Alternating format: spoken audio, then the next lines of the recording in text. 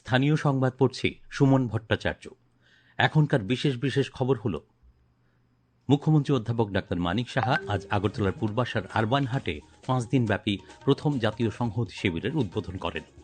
বিদ্যুৎ মন্ত্রী রতনলাল নাথ জানিয়েছেন, চাকমা, ককবরক সহ 8টি ভাষার উন্নয়নের জন্য রাজ্য সরকার অ্যাডভাইজারি কমিটি তৈরি করেছে।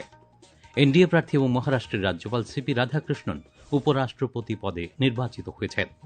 জাতীয় অনূর্ধ্ব 13 বছরের দাবা প্রতিযোগিতায় উত্তর পূর্বের সর্বকনিষ্ঠ ক্যান্ডিডেট মাস্টার ত্রিপুরার আরাধ্যা দাস বালিকা বিভাগে 9ম স্থান লাভ করেছে। এবার বিস্তারিত সংবাদ। মুখ্যমন্ত্রী অধ্যাপক ডাক্তার মানিক সাহা আজ আগরতলার পূর্বাশার আরবান হাটে 5 দিনব্যাপী প্রথম জাতীয় সংহতি শিবিরের উদ্বোধন করেন। তিনি বলেন, একটি জাতির অগ্রগতির জন্য তরুণরা অত্যন্ত গুরুত্বপূর্ণ, যারা তাদের শক্তি উদ্ভাবন এবং শাসন, সামাজিক পরিবর্তন এবং অর্থনৈতিক প্রবৃদ্ধিতে নেতৃত্বের মাধ্যমে উন্নয়নকে রূপ দেয়। তিনি বলেন, স্কাউটস অ্যান্ড গাইডস প্রাকৃতিক বিপর্যয়ের মধ্যে গুরুত্বপূর্ণ ভূমিকা পালন করে। Tripura State Bharat Scouts and Guides have achieved. Their achievements are members awarded with the President's Award, that is the highest honor in scouting and guiding, about 38.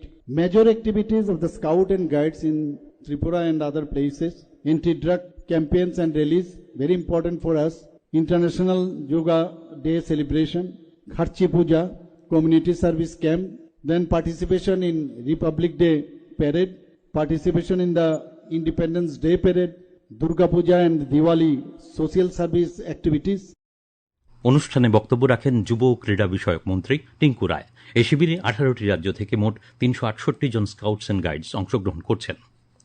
মুখ্যমন্ত্রী অধ্যাপক ডাক্তার মানিক সাহা আজ আগরতলার লিচু বাগানে সরকারি চারু ও কারুকলা মহাবিদ্যালয়ের 50 বছর পূর্তি উপলক্ষে 5 দিনব্যাপী অনুষ্ঠানের উদ্বোধন করেন।